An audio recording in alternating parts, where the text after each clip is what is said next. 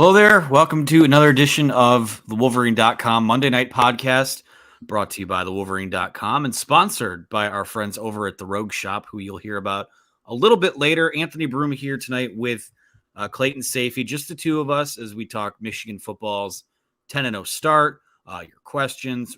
Would love to talk about some basketball if you throw those in there. We already have a couple. We're just going to hop right into it tonight and get into. Usually we'd kind of do our little exchange pleasantries, and Clay will get the spotlight to address what he saw. But we have a couple questions already in the hopper, a couple super chats. So Clay, I'll give you a second to say hello, but ready to just kind of hop into this. Yeah, I'm excited. Let's do this thing. It's crazy we're at this point in the season, but a lot to talk about. All right, well, we'll just start with Shane Johnson here, who has a $20 super chat. We love Shane, one of our, they're called P1 listeners in the radio industry, always very loyal to us, and we appreciate that. Always very generous, too, so thank you, Shane. More bizarre, wide receiver play or Michigan's 25th ranked 2023 recruiting class. But I know our defense is ranked number one in the nation in both scoring and total defense, reminding us OGs of the 97 natty defensive line and running back room and elite defense will be enough in 12 days to get the W. LFG. We're going to keep it at that because it's G rated here. Yeah, Shane's thrown a lot at us here, so I guess we'll just kind of go point by point. The wide receiver play and the passing game have been under the microscope, and I guess this is where I kind of come in and address Saturday's post-game show. Straight up, hand up. I didn't like the tone of how that came across. I felt it was a little nitpicky, and I'll just kind of leave it at that. You guys that follow us and follow me know that we try to keep it real, but that one was a little too much twisting the knife on the things that went wrong, in the very few things that went wrong in another blowout win. So we're not doing 50 minutes tonight on JJ and deep balls in the wide receivers, but I like that Shane is giving us the opportunity to kind of address this and put a bow on it to start the show. So I guess, Clay, we'll go point by point. What is more bizarre to you? Is it the wide receiver play or is it the 2023 recruiting class? It's a good question, Shane. I appreciate it. I'd probably say the 25th ranked recruiting class. But I think there are kind of like explanations or reasons or, things behind both. So bizarre is a decent way to put it. I mean, when you're the number 3 team in the country and your recruiting class is around 25th, haven't looked in the last few days, but it's surprising. I think NIL is a factor there, Michigan being a little bit slower to adapt. And then if you look at, what happened early on in the offseason with some uncertainty with the coaching staff, that sort of stuff. But I'd say it's the 25th. It's still surprising, even though you're not totally up to par with NIL, that you're at this point. I will say, going down the stretch here before signing day, which I believe is December 21st, which is pretty late for signing day, you have a chance to finish really strong here. Jim Harbaugh said that today, not that we'd expect him to say anything else, but he said he anticipates a strong finish. They did that last season, and a lot of that had to do with how good of a year they had. So there's time there. There are some targets on the board, as our EJ Holland, has talked about throughout the last few weeks, that are still kind of out there and Michigan can close with. They're close to closing with some. So I'd go with that. We can certainly talk about the wide receiver play as well, though, in the passing game. And I know there's some other questions on that too. Yeah, recruiting, again, all you can really do at this point is just keep winning and put yourself in position.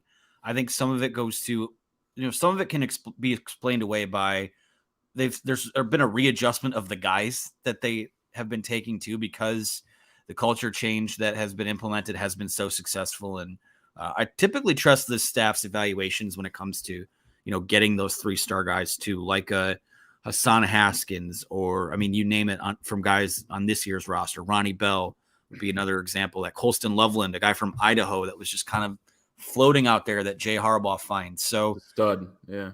Yeah, stud. As ready a freshman as I've seen at Michigan in a while. So at least in terms of guys that aren't, 5 stars out of the box like a Will Johnson is and what have you. So, yeah, self-inflicted wounds on the recruiting trail. I think that even they would probably tell you that.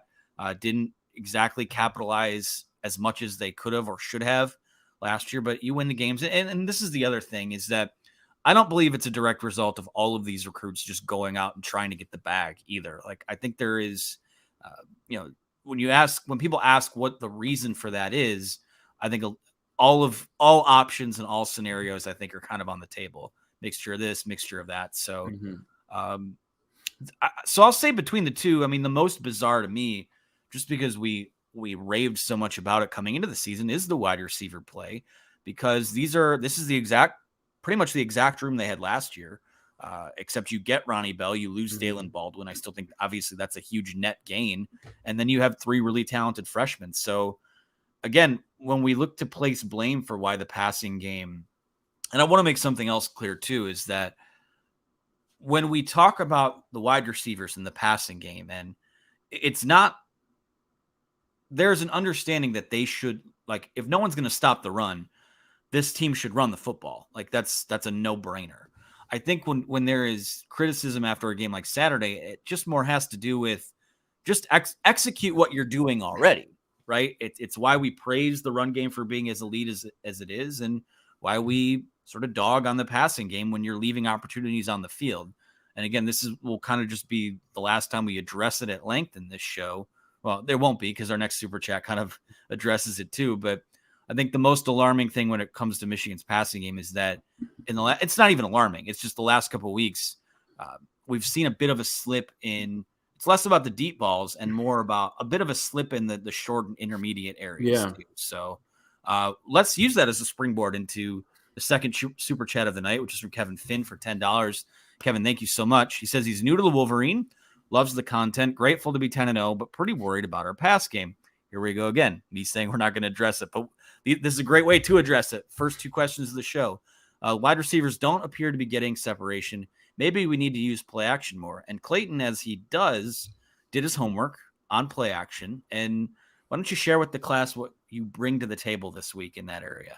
Yeah, first of all, Kevin, welcome to the Wolverine. If anyone else wants to join out there, we're over at thewolverine.com. $10 will get you in premium access to our message board, all our insider premium articles, all the way until the 2023 football season for just $10. So go and do that.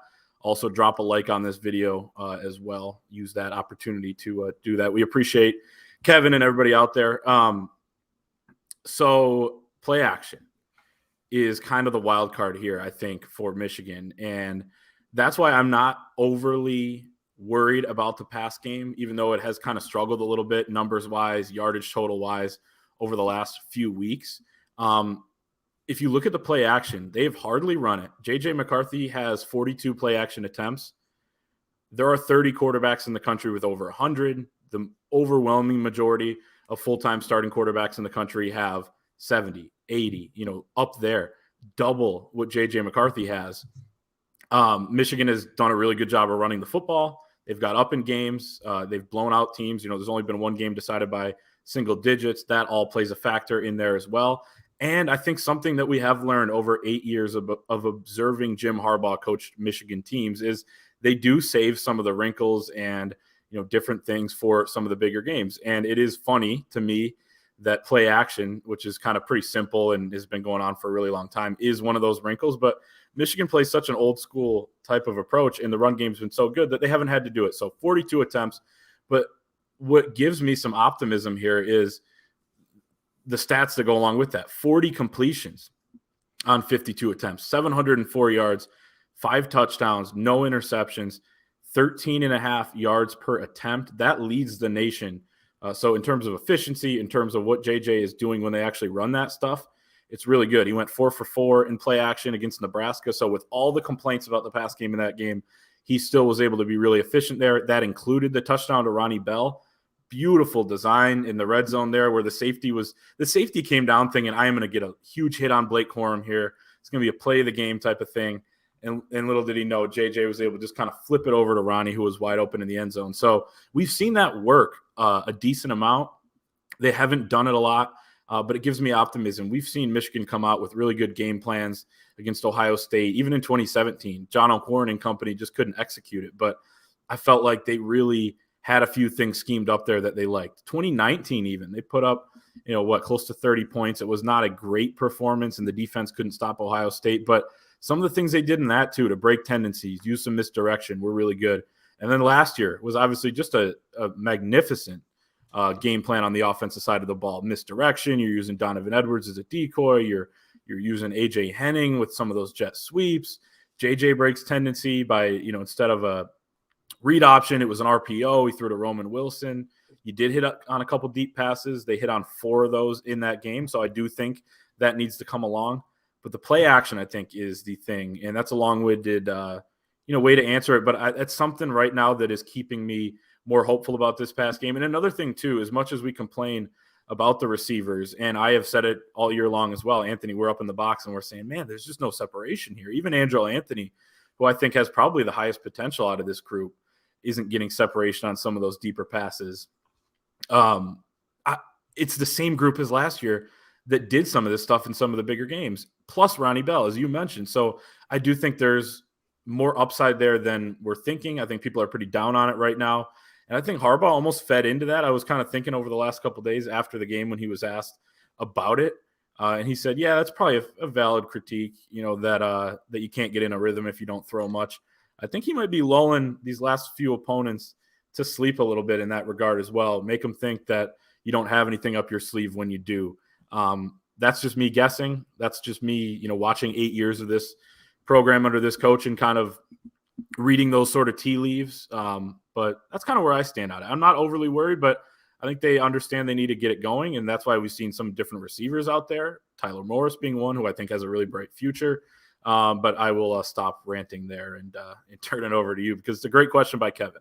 Please, I'm the worst offender when it comes to ranting and people not getting equal time here. So take us to 6:45 for all I care, honestly. I think my last point on this is that when we do the dissection of what, quote, air quotes right now, ails the passing game right now, I think a lot of it has to do with schematics and play calling. They were scheming at times when they hit on those big plays, whether it be through a trick play or play action. Those are things that last year we were seeing them scheme wide open. And, part of the narrative is that, JJ is nowhere near as good as JJ, or JJ is nowhere near as good as Cade was on those deep balls. When you go in and look at the stats from last season, they're kind of on the same trajectory to be about what they have been, except a lot of JJs were racked up early on in non-conference play and what have you. So some of Cade's work too. Remember, Northern Illinois, big one. Ronnie Bell's only catch of the season last year, 76-yard touchdown. So yeah, for sure. It's not as they're not as far off as I think some people tend to believe. I think they need to be a little bit more creative. But when you're playing a team that you're a 30-point favorite against, I saw someone in the chat say, it was almost like a live practice.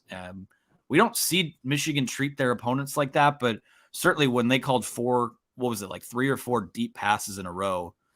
It was, when they called 3 or 4 deep passes in a row, you're kind of like, all right, well, clearly they're trying to either put something on film or just hit on something. So we're gonna move on from this after this question from Sarah Darby here, who says, DG, I'm assuming that means Devin Gardner said he thinks they're saving the pass plays that they're really good at for the game and using their less productive God, I can't talk tonight. Maybe you should take us to 6:45, Clay. And using their less productive passing as reps in games. Thoughts? I threw that up on the screen because it's kind of what you were alluding to there. And it's kind of what I talked about too, with some of the more creativity that we've seen in bigger games. I think they are doing that. I think Harbaugh, Matt Weiss, and Sharon Moore have recognized that they want to get that going a little bit more, that they want to see who can get reps on those downfield ones. We saw a few games in a row in the middle of the season where they didn't even use any of these deep balls. And, people were kind of like, why aren't we taking shots? They're stacking the box, that sort of thing. I think they've kind of realized at this point, all right, let's see what we got here. Let's see what we can do. Game reps are huge. JJ's talked about that as well, where he was not only in the offseason behind the 8 ball with practice reps with these guys and workout, when you go out and just throw in the summer because of his injury, but he's also been behind the 8 ball a little bit with some of those game reps. So, and, not starting the first game, that sort of thing, coming out at halftime in some of those early season games. So I agree with Devin Gardner. If he said that, Devin's a great guy, obviously, former Michigan quarterback. And I think he's smart to say that. And that's kind of what I believe too. And Anthony, I cut you off there. So no, that's fine. My last point on this is that I think when you look at, obviously at some point, maybe even it starts Saturday, is that to set JJ. I think JJ is I won't say a heat check guy, but I think when he's confident, that's when you start to see the throws where he's, rolls out and throws across his body and puts a ball in a tight window. And I think to do that, you have to start finding ways to get him in rhythm, just in terms of the quick passing game.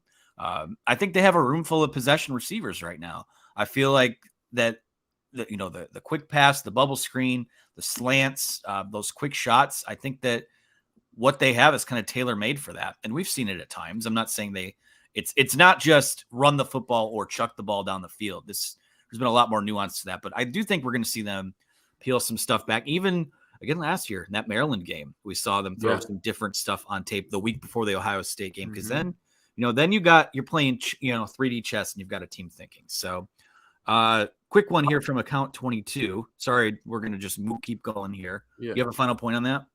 I was just going to say it actually ties in with this, with Donovan Edwards update. But think of the Nebraska game too. You were without Donovan Edwards and Luke Schoonmaker, two of your better guys at the underneath stuff, the matchup stuff. We saw him do it against Michigan State when they're just kind of, all right, let's motion Donovan, see if we're in man. If we are with a linebacker, he's getting the ball. Same with Scooney. So that's important to note too. Neither of those guys played most of that game, which leads us to account 22's question. Any Donovan updates? Based on what they said on the TV broadcast, I guess it was kind of more precautionary. We had heard after the game as well that he had a wrap on his hand, that he went in for halftime x-rays. Have not confirmed that. So I think they're being a little careful there. And Jim Harbaugh didn't rule out Donovan playing this weekend when he was asked about it earlier. But at the same time, I do take some of his responses on injuries with a grain of salt. He didn't rule out Scooney either. So that's kind of where it stands. But I think you need Donovan Edwards. And if there's question about if he's 100% or whatever, then maybe you do sit him out this weekend. But at the same time, you kind of talked about with the Maryland game, you want to put some things out there. You want to get some, more reps and some more momentum going into Ohio State. Yeah. And as far as the other injuries go, oops, I accidentally clicked on a different question. We'll get to that. This is a live decision here. Do we spill the beans on the parking lot guys today? Or I think we can. We saw Trevor Keegan walking out of the building and looked okay, I guess. And I saw Luke Schoonmaker walk into the building today and, was walking into the building and looked okay. So not saying that means anything, but well, it means something because we had heard last week Trevor Keegan, both T names, was in a boot at one point last week. And then we also heard that Luke Schoonmaker was walking around with the sling on for early in the week. So not exactly sure the timeline, how long that's been off, but it means something. Those guys are close. And then Mike Morris as well. We'll find out in about an hour. He went down late in the game. Didn't look super serious based on the way he kind of jogged off with a little bit of a limp, but he will be on with John Jansen on the Inside Michigan Football show tonight. Typically, in my years doing this, Anthony, you've been doing it longer than me, they don't typically schedule interviews for guys that are going to, miss extended time or miss a game or whatever. So I think that's somewhat significant. I'm sure John will ask him about it too. Yeah.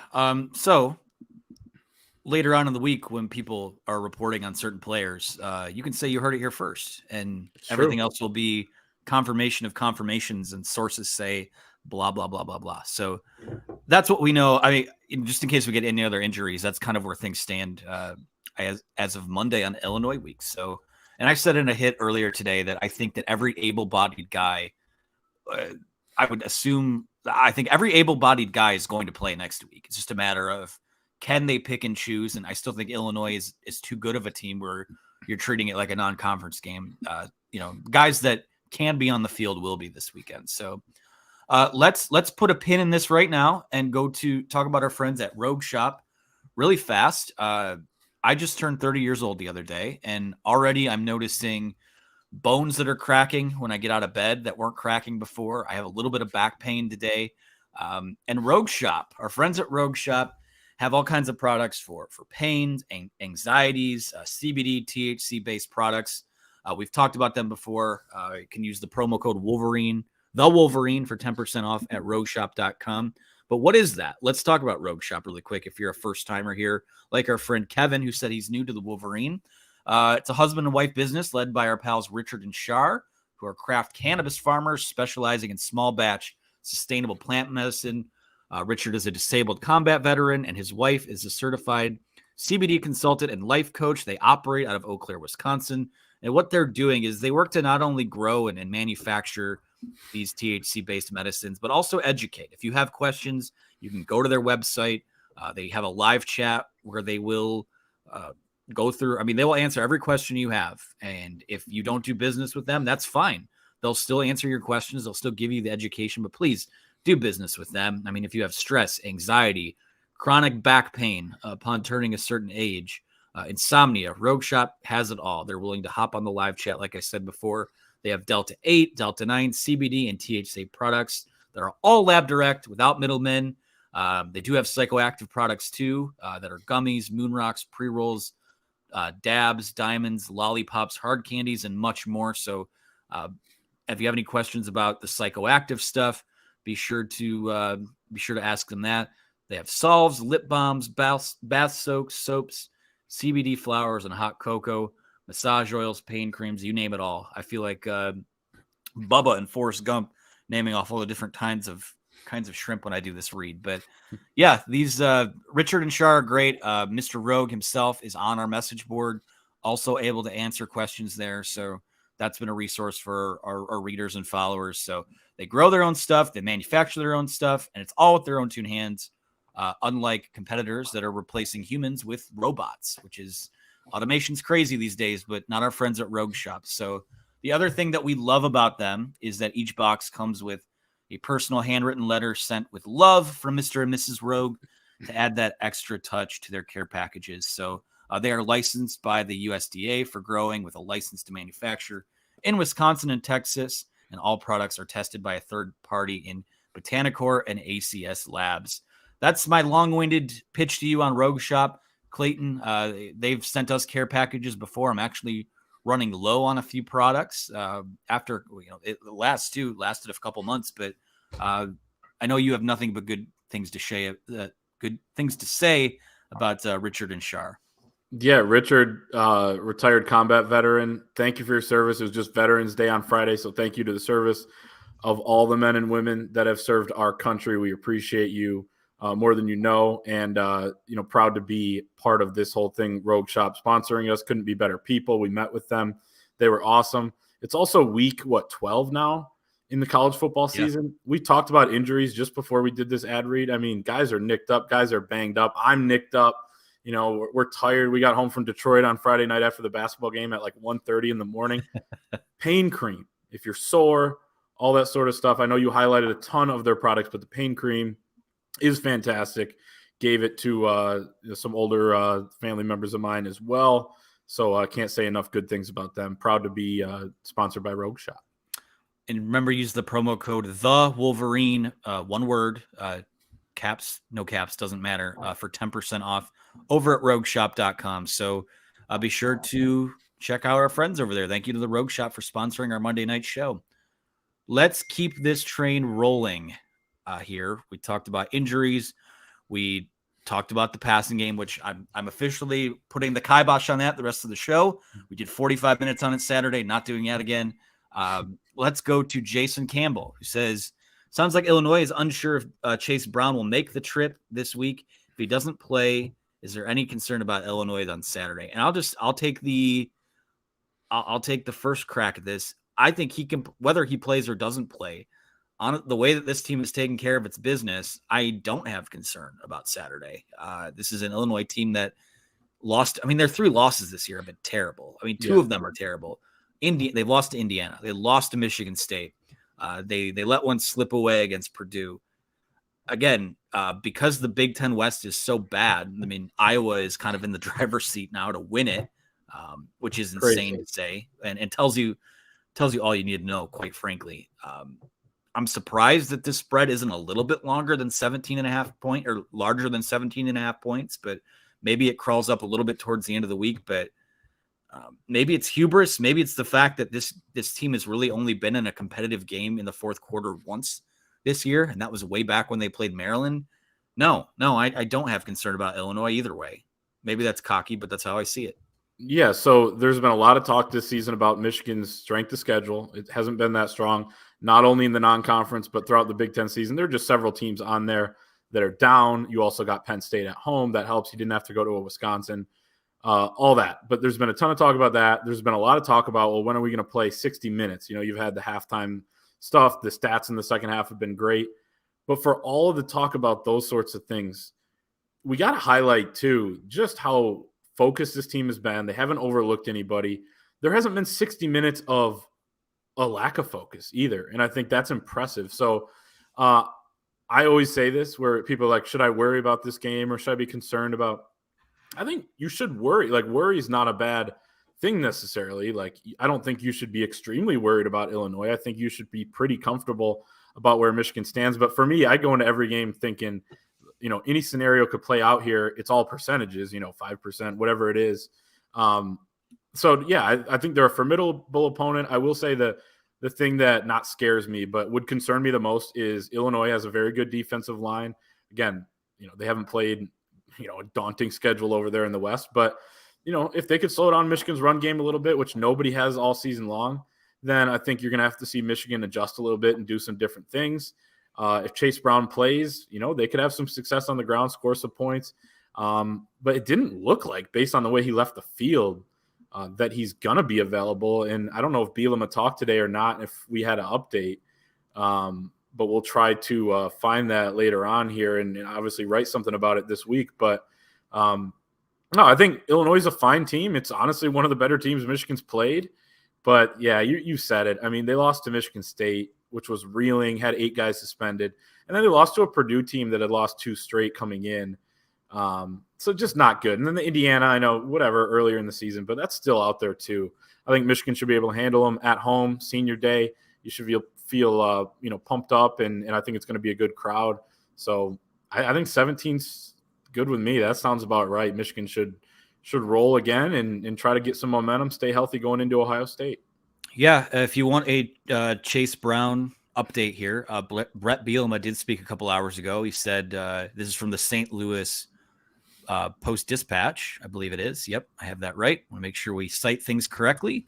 Illinois' running back Chase Brown, the nation's leading rusher, is, quote, trending in the right direction after injuring his right leg late in Saturday's loss to Purdue. Coach Brett Bielema told reporters on Monday Brown needed help getting back to the Fighting Illini's bench after being tackled out of bounds during the final minute of the 31-24 defeat. And Bielema said, very positive and excited, but don't know where we'll be by Friday for the trip and Saturday for the game. So I would have to think, knowing that, I mean, this is a must-win game for Illinois if it has any chance to win the Big Ten West. From their perspective, not saying that Michigan has a chance to lose it, just calling it what it is for Illinois.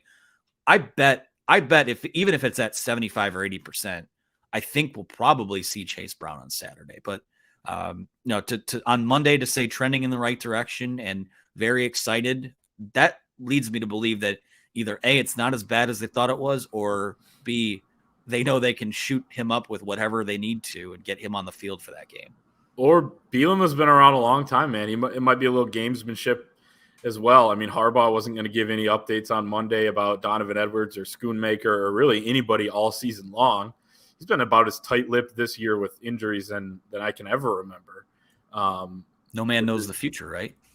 Exactly. Yeah, he's kind of broken out that line where it's like, well, I can't predict what somebody else will be, how they'll be feeling. So, yeah, I mean, it could be that, but it's also a guy, yeah, like you're right. I mean, we're at the point of the season where everyone's kind of hurt, but also like these guys, especially the top tier guys for each team, they want to be out there really bad. And this is a huge game for Illinois. So if he can play, just like if there's guys that, you know, maybe are borderline for Michigan, if they can play next weekend against Ohio State, I would expect them to. So, yeah, we'll keep an eye on that throughout the week. Yeah, and like I said before, must-win situation for Illinois. This is kind of like the biggest. This is the biggest one left for them, honestly. So I would love to see them be at full strength because that's more ammo for. I know Illinois isn't going to go. You know, if they are to beat Purdue, then that they stay ranked, and then we're talking about having a top 25 win.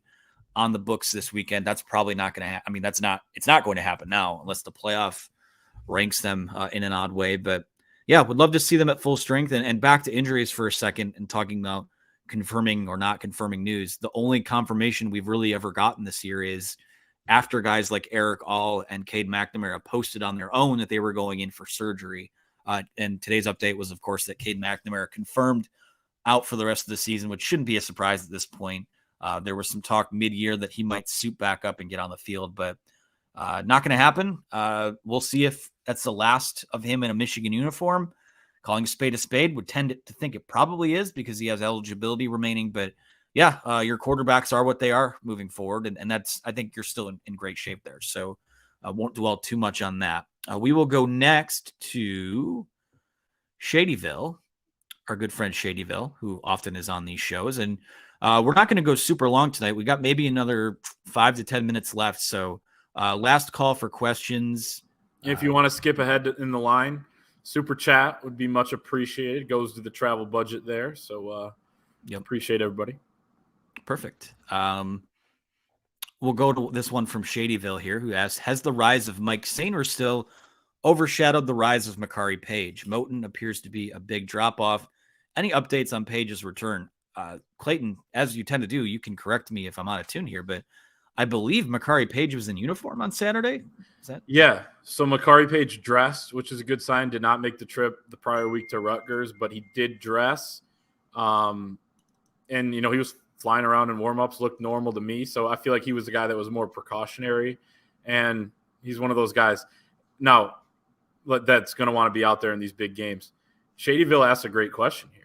I mean, the secondary for Michigan, we've talked about it and how good it's been, and we've talked about some of the issues too. There's been some deep ball concerns, but I mean, maybe other than Michigan, every team completes some of those here and there. So you can't, get too concerned about that. But Mike Sainristil has been so good. The guy who hasn't been talked about enough is Makari Page for how good he's been. He came into the year, I was pretty skeptical of him, to be honest, coming into the season because he played a decent amount as a freshman. I wasn't overly impressed. They were pretty thin there.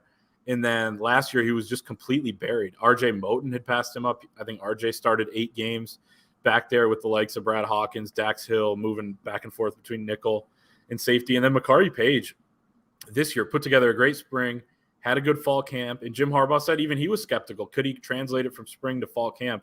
And he did. And now he's taken it into the season. He's versatile. They're putting him in the nickel at times. They're putting him in the box. They're putting him at the post. And I really like what they're able to do with some of those more versatile guys like him and Rod Moore, where you can disguise them pre-snap, where it looks like they're doing one thing, but they're doing another. Can't wait for them to get him back because I think he is going to be an X-factor type of guy in the Ohio State game. But, yeah, it looks like he's trending in the right direction, to use Brett Bielema's words. We've got a super chat here from Nick for $9.99 who says, reading what John U. Bacon, thank you, Nick, first and foremost. Reading what John U. Bacon reported about the MSU sideline makes me sick. I don't think the Big Ten should make this game a protected rivalry when they realign. You don't try and end guys' careers. Yeah, if anyone didn't see what John reported, it was basically along the lines of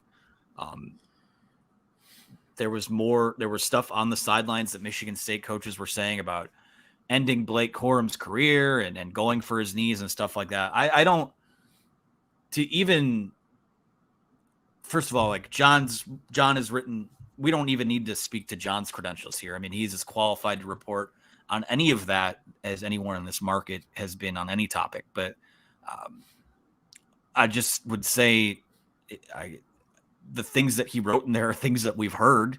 It wasn't surprising to see. And I will be interested to see. So just an update on where all this stuff stands. I mean, the police report has been turned over to the Washtenaw County prosecutor, and they will decide from there whether to press charges or to not. I'm sure the Big Ten, at some point, someone in that office will wake up and say something about this. Yeah, I mean, I guess all I could really say on it because I'll be honest, I am not interested in saying anything on this show that is going to be fodder for an MSU podcast or an MSU guy to chop up on Twitter and say lawyer, yeah. any lawyers that the silence might palpitate for them, or the loudness might palpitate for them, one would say. All I will say is this, is that the Michigan State rivalry, and we've talked about this, we talked about it weeks ago. Rivalries are supposed to be heated, but they're not. I mean, the toxicity of it is bothersome, but it should stay. You shouldn't take away something that I still think is a net positive for this state and showcasing football in the state, because one of the programs decided to not act appropriately, to put it lightly. So if any of the stuff about, and some of that stuff, end his career, go for his knees, a lot of that is, I will say I mean, how do I choose my words carefully here? It's not right to say, but there is a lot of stupid, profane stuff said on football sidelines and on the field. So that's not a defense of that. I'm just saying that it's sideline talk. Yeah, well, it's on the way to the locker room talk, apparently. That's true. So, do you have any thoughts on this? I mean, I don't even feel like addressing it. I'm at the point, and have been at the point. I'd love for someone to wake up and give a statement on this leadership, someone in a law enforcement or leadership thing, because like my fear, it's not even a fear. It's that like, okay, this has already gone on long enough that, okay, are we going to start getting updates on it during Ohio State week? Like, that's just ridiculous. Come on. I hope not. You're right. Yeah, I mean, it was disgusting to read. I agree. It made me sick. And then also you see very predictable, but the people on the other side of this, whoever they may be in our state, potentially some people's neighbors, some people's coworkers, coming after John Bacon, shooting the messenger. This is also a guy, they're saying he's propaganda for, I've seen that, for the University of Michigan. This is a guy that's had his press pass pulled by the University of Michigan in the past. He's been very critical of the University of Michigan on several occasions. So have to keep that in the context of this as well. And he, as you said, his credentials speak for themselves. Yeah, I mean, there's really not much to say. It was disgusting. It doesn't surprise me, which is sad to say in and of itself. I wish I thought more of that institution and that program, but I don't. And seeing that didn't overly surprise me, but it did disappoint me. Wow, you're taking the disappointed parent approach to it. That's right. Not mad, I'm just disappointed. Yeah. I don't know if I have anything else to say on this matter. I think we can move it on. I think we can too. Nick, thanks for the chat. Again, anyone else who has questions, feel free to get them in. I'm going to give you a 5-minute warning here. So Becky and Chad have a question. Looking ahead, don't look past. We hear this all the time. Don't look past Illinois. We have a game this week to play. We can do that. We're not putting on shoulder pads and lacing them up this week. So Becky and Chad, I'm allowing this question here. What does Michigan have to do to get the win this year against Ohio State? It's a great question.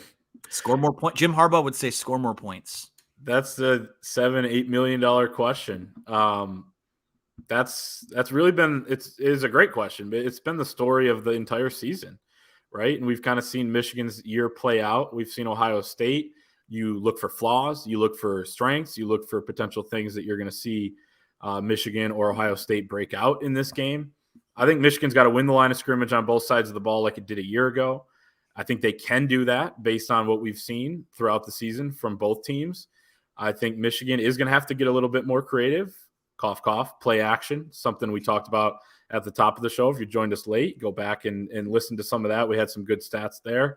And I think that Michigan is going to have to be good on third down and good in the red zone. It's really the same formula as a year ago. As much as people talked about earlier in the year about this team being more dynamic or better, more talented, and I think it is, it still comes down to those things. Ohio State's going to have probably 450, 500 potentially yards of offense, but if you get some stops in the red zone, if you get a lead, then I think it's going to be anyone's game at the end, and that's more than you can say about other Michigan-Ohio State games, especially in Columbus, where they haven't won since 2000. So I think they have a heck of a chance. Not ready to predict it yet, but I'm close, and I may predict it on next Monday's show. We'll see. Ooh, we call that a tease. That's right. Yeah. Tune in next week. I think the recipe looks very similar to last year's. I would say that I think you're going to have to find ways to be a little more explosive offensively. Like that's what we've talked about before too, is, you control the line of scrimmage. You get to be the steering wheel, right? That's what they always taught us playing football in high school, is that when you're playing offensive line, there's certain leverage points to where like a guy's shoulder pads or his chest pads just kind of becomes the steering wheel, and you're driving the car the rest of the game. Like if Michigan's able to do that, you kind of get to set the tone, set the terms. I've been hammering the table with that all year. Christopher Robbins says exactly what I would say. You limit their offensive possessions, you limit big plays, run the ball, eat clock, play tough, and play clean. Don't turn over the football. That's the other thing too, is that I think an offense like Ohio State's, you want to make them go the long way and then shrink the field in the red zone, because that's where you're able to get off the field on third downs, or instead of a touchdown in the red zone, you're making them kick field goals. It's for offense, it's touchdowns, not field goals, and for the defense, it's field goals, not touchdowns. And you do that, and you see what happens. I think not a bold prediction. I don't think, even with the way that Ohio State has looked at times, I don't know that you're necessarily going to dominate them the way you did last year's, because I think they're foaming at the mouth for another shot at Michigan the same way that Michigan's foaming at the mouth for another shot at them. So we'll see what happens. All of the Jason Campbell asked any concerns about clock management. It was painful to see the final drive in the first half. I mean, like Jim Harbaugh does a lot of things well, but oftentimes, those end of half, namely the end of the first half, it's like it just kind of is what it is at this point. I don't know that it's something that gets worse or something that gets a whole lot better, that changes game to game and offense to offense and whatnot. But no, I'm not. I'm starting to think that he might not be that good at clock management. It's been 8 years. Yeah, I mean, it's one of those things that was bad. It's been at times, like, I don't put it all on him necessarily. It's more like, all right, why aren't they getting faster to the ball here? Whatever. Oh, that guy didn't get out of bounds. There's been certain things like that, but like not calling timeout after declining a penalty when your guy got tackled in the field of play, the clock's going to run. Even if Jim Harbaugh for a second was like, oh, shoot, I forgot the clock was going to run. Don't you have like 20 other coaches and staff members with headsets or on the sideline that know that as well? So, yeah, that was pretty bad. It did cost them at least one play. I thought they should have probably called timeouts earlier in that drive as well. But, yeah, it kind of is what it is at this point. I'm not really concerned about that. And maybe it's something we talked about earlier in the year too, like certain mistakes that Michigan's had or whatever, or they, haven't been that good in one area in a certain game. Now that happened, and I don't think he's going to let that happen again this year, at least that bad. So it might be one of those blessings in disguise too, where you kind of, oh shoot, we got to be more on top of that, and then they work on it. So I don't know. Yeah, silver lining. Sure. It's amazing just in general how, could you name me a head coach who's just phenomenal at managing the clock? It seems like it's more some like of the great ones are bad at it. Andy Reid. Andy Reid's terrible. Sean McVay has been bad at it at times. I watch a football coach on Sundays every week that struggles to manage a clock in down and distance situations. So that's not exactly the same level of football, but yeah, no concerns over that. I think, as is the case, as we kind of bring this whole thing full circle here, I think Michigan, it's telling.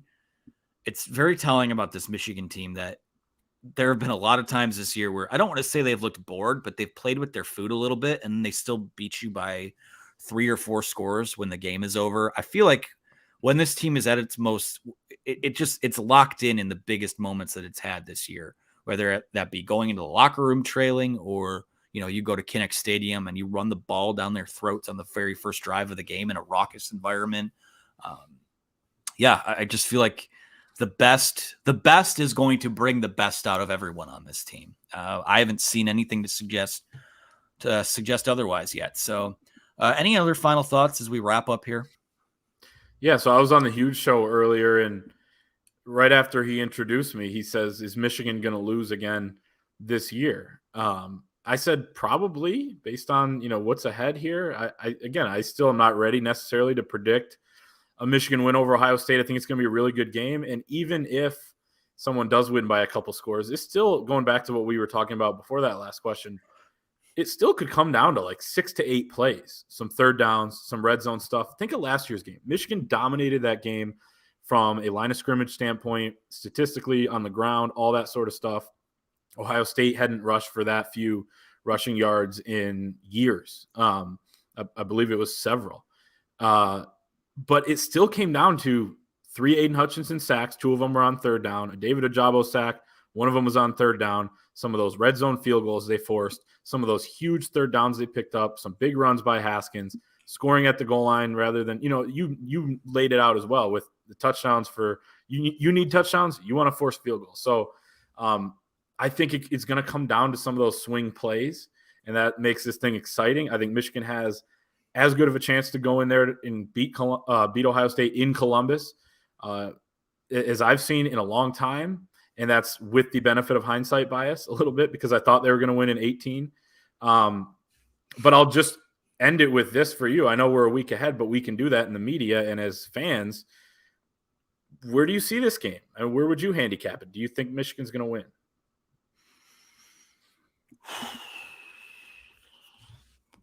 It's a tough question. I thought you wanted to get out of here quickly tonight. Yeah.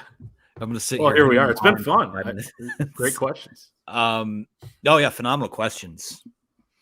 And this was a good one, too, objectively speaking. Yeah. Yeah. I think they're going to win it this year. I do. Okay. I am kicking myself I feel like I even talked to you at points of the game last year, early in the week where it's like, you were more confident than me and most. I just have this gut feeling about it, but I don't have the balls to say it. I feel like we had the same conversation in the summer when I was doing the football preview and, ultimately slotted Ohio State above Michigan. I wanted you to stick with your gut there. Yeah. No, 30 has brought a level of wisdom, an unprecedented amount of wisdom to me. And a lot of that wisdom is go with your gut. Yeah, I think they're going to beat Ohio State this year. I don't know that it looks the same, but yeah, I do believe that. Because I think when push comes to shove, one team has that dog in them, and the other one, I think, is a finesse program. I have no issue saying it. And I think that I'll just double down here. I think that last year's game against Ohio State for Ohio State had the same type of psychological thing that the 2018 game had on Michigan. I think that winning 2 in a row against this team could throw them into an identity crisis, the likes of which we have not seen from that program south of the state line in a while. So, yeah, you know what? Fine. I'll be that guy. The next 2 weeks, yeah, I think Michigan will beat Ohio State. And then last thing, too, I love that, by the way, by you. Looking just at the rest of the college football playoff, do you believe, and I don't know who TCU would play in the Big 12 championship game, but do you think the loser of Michigan-Ohio State gets in, or what are the percentages there? USC is the only Pac-12 team that is now a threat. They are going to have to beat UCLA, beat Notre Dame, and win the Pac-12 championship against potentially who would it be? Potentially in Oregon, maybe, or something like that. But where do you see that playing out, I guess? Because I think there's a chance the loser gets in. I think they're going to need some help, though, from those two teams, because I think if TCU keeps winning and if USC keeps winning, then I think the loser of that game gets left out. I think the best 4 teams in college football right now are Georgia, Ohio State, Michigan, Tennessee. I agree with that. And it comes down to this, and it will test a theory of mine, is that the college football playoff is essentially just the BCS plus 2 teams. I have a hard time believing that if they can justify putting Michigan in there, which means at worst a close loss to Ohio State, you mean to tell me they're going to put TCU in over Michigan? I don't see that, man. At the same time, the gut feeling is that Michigan, Ohio State's a playoff game, and the winner of that game will make the college football playoff, and the loser will not. And the argument for Michigan, if they lose it, is that it will have been the quote unquote only the toughest game they played all year, and the non-conference holds them back and all that. Which, yeah, I FPI says there's like a 62.5% chance Michigan's in, and that's with an expected loss to Ohio State baked in there. So, but they're still giving them a decent 30% chance of winning. So probably, I think they're saying probably not with a loss, right? Without doing crazy math there, but my gut says no. Looking at Big 12 standings right now, it looks like TCU would play Kansas State. Could be Big 12 title game. So we'll see. I don't expect anything to change in the playoff rankings tomorrow night, but there is certainly a path to get in. But I will say this: I don't want Michigan fans to like cry if they don't get in, if they don't beat Ohio State, because at that point you won't control your own destiny, no matter what you feel about it. So that's just the reality of the situation. So we'll see what happens. Yeah. Good show. Yeah. Great show. Chris Balas will be back with us next week. All hands on deck next week. I mean, next week is the week, the game. And I can't believe the season's flown by, but at the same time, the build up to next week is just going to be so long and so arduous. So we'll see what happens. Great show again. Shout out to our friends over at the Rogue Shop. Remember 10% off at therogueshop.com or at rogueshop.com using the promo code the Wolverine. It's Clayton on the video edition, showing off his pain cream to the world. So we love those guys. Thank you for your sponsorship. Thank you for all the great questions. Be sure to like the video below. Be sure to subscribe to the channel. Thanks to everyone who sent in a super chat. We love you guys. Thank you for your continued support. That's going to do it for us. We'll talk to you soon. The three of us will be back Thursday to preview this game against Illinois. Maybe we'll have more updates on Chase Brown and whatnot then. But thanks for listening, and we'll talk to you again soon. Appreciate it.